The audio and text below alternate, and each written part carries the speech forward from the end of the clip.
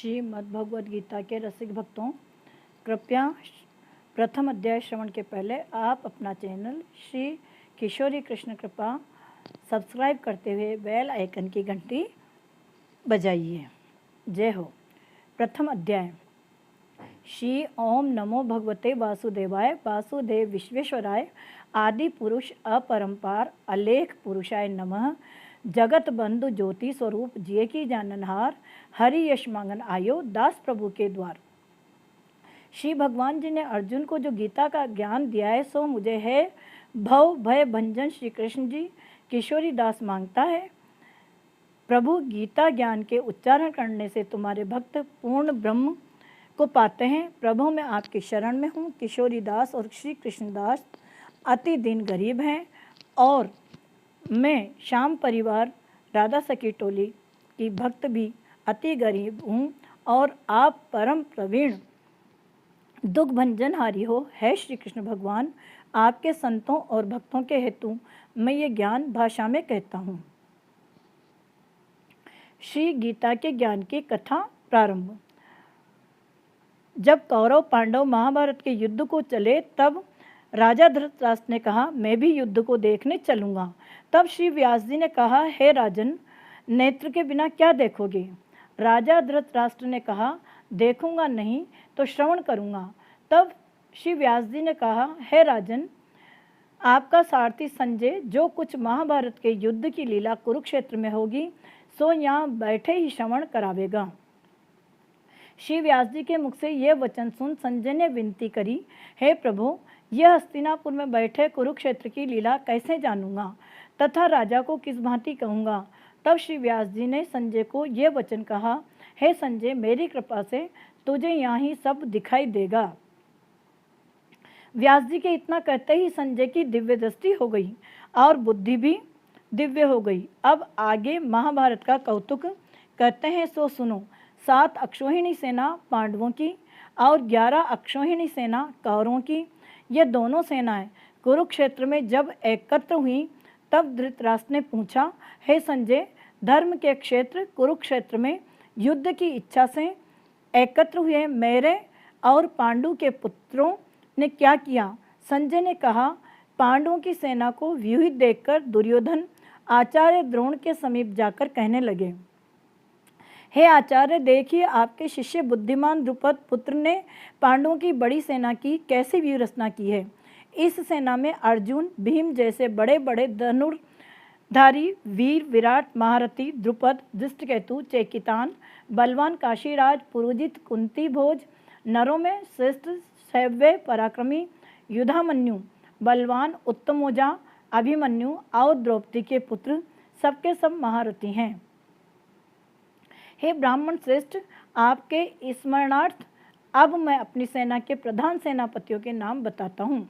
आप भीष्म, कर्ण, युद्ध विजय, कृपाचार्य, अश्वत्थामा, विकर्ण, सोमदत्त का पुत्र, भूरिश्रवा और बहुत से शूरवीर मेरे लिए प्राण तक देने के लिए तैयार हैं। ये लोग शस्त्र चलाने में अति निपुण हैं। हमारी सेना को जिसके भीष्म रक्षक हैं अपरिमित बल है और उनकी सेना जिसके भीम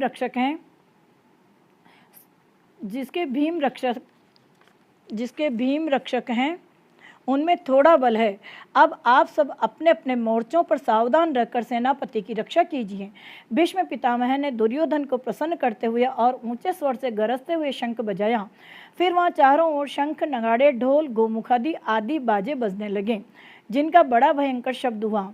जिसके अनंतर श्री कृष्ण और पांडव अर्जुन ने दिव्य शंखों को बजाया।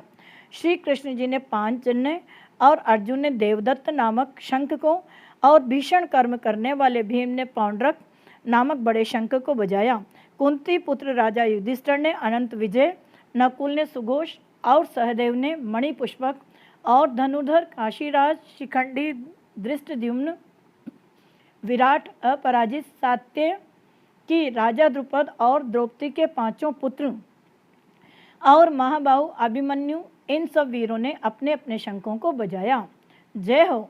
उन शंखों के भारी शब्द से आकाश और पृथ्वी गूंज उठे और धृतराष्ट्र के पुत्रों के हृदय कांप उठे।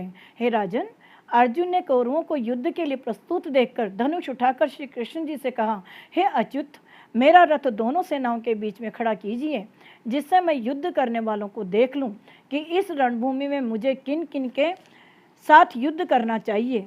दुर्बुद्धि दुर्योधन से प्रीति करने वाले जो युद्ध के लिए यहाँ एकत्रित हुए हैं उनको देखूंगा। संजय ने कहा, है राजन, अर्जुन की बात सुनकर श्री कृष्ण जी ने भीष्म, द्रोण आदि वीरों के सामने उत्तम रथ को खड़ा करके कहा, हे वीर, युद्ध के लिए उद्यत इन कौरवों को देख लो। अर्जुन ने चाचा, बाबा, गुरु, मामा, भाई, पुत्र, पौत्र, मित्र, श्वशुर और स्वजनों को शस्त्रों से सुसज्जित खड़े देखा और उसने इन दोनों सेनाओं में अपने ही सब बांधों को देखकर परम दयालु हुए ये वचन कहे, हे कृष्ण, युद्ध की इच्छा से आए इन अपने बंधुओं को देख मेरे अंग ढीले हो जाते हैं और मुख सूखा जा रहा है। मेरा शरीर व्याकुल होता है, गांडीव हाथ से गिरा जाता है। गांडीव अर्जुन के धनुष का नाम है। हे केशव, मुझ में यहाँ खड़े रहने की सामर्थ्य नहीं है और सब लक्षण में उल्टे देख रहा हूँ और संग्राम में अपने स्वजनों का वध करके कोई लाभ नहीं होगा। हे कृष्ण, मैं जीत, राज्य और सुख भी नहीं चाहता हूँ। हे प्रभु, हमको राज्य, भोग तथा जीवन से क्या काम है, क्योंकि जिनके लिए राज्य, भोग और सुख की इच्छा की जाती है वे सब इस युद्ध में प्राण और धन की इच्छा छोड़ मरने को तैयार हैं। और आचार्य, पिता, पुत्र, पितामह, माता, श्वशुर, पौत्र, साले और संबंधी ये सब मुझे मारें तो भी, हे मधुसूदन, मैं इन्हें मारने की इच्छा नहीं करूँगा। हे जनार्दन, त्रिलोकी के राज्य के लिए भी मैं इन्हें नहीं मारना चाहता, फिर इस पृथ्वी के राज्य के लिए तो कहना ही क्या है। हे जनार्दन, धृतराष्ट्र के पुत्रों को मारकर हमारा क्या भला होगा, इसलिए हमें अपने भाई धृतराष्ट्र के पुत्रों को मारना अनुचित है।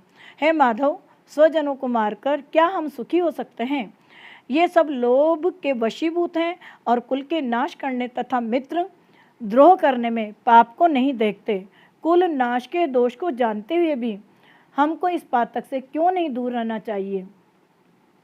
कुल का नाश होने से कुल से प्राचीन धर्म नष्ट हो जाते हैं, फिर धर्म नाश होने से कुल में पाप बढ़ जाता है। हे कृष्ण, पाप से कुल की स्त्रियां व्याभिचारिणी होती हैं, जिससे वर्ण शंकर संतान उत्पन्न होती है। वह वर्ण शंकर जिन पुरुषों ने कुल को नष्ट किया है उनको तथा उस कुल को वे नरक में पहुंचाते हैं, क्योंकि श्राद्ध, तर्पण आदि बंद हो जाते हैं। वर्ण शंकर बनाने वाले दोषों से कुल ध्वंसकों के जाति, धर्म और कुल धर्म निरंतर नाश होते हैं। हे जनार्दन, मैंने बार बार सुना है कि कुल धर्म नष्ट होने से निश्चय नरक वास करना होता है। हाय, हम बड़ा पातक करने को तैयार हैं, जो राज्य सुख के लोभ से स्वजनों को मारने की कोशिश कर रहे हैं। शस्त्रों को धारण किए हुए धृतराष्ट्र के पुत्र यदि मुझे शस्त्र रहित और उपायहीन को रणभूमि में वध भी कर डालते हैं तो मेरा कल्याण हो। संजय ने कहा, हे राजन, यह कहकर दुखित होकर अर्जुन ने धनुष बाण फेंक दिया और रथ के पिछले भाग में जा बैठा। इति श्रीमद्भगवद्गीता सुपनिषद सुब्रह्म विद्या योग शास्त्रे श्री कृष्ण अर्जुन संवादे विषाद योगी नाम प्रथमो अध्याय। बोलो श्री कृष्ण चंद्र भगवान की।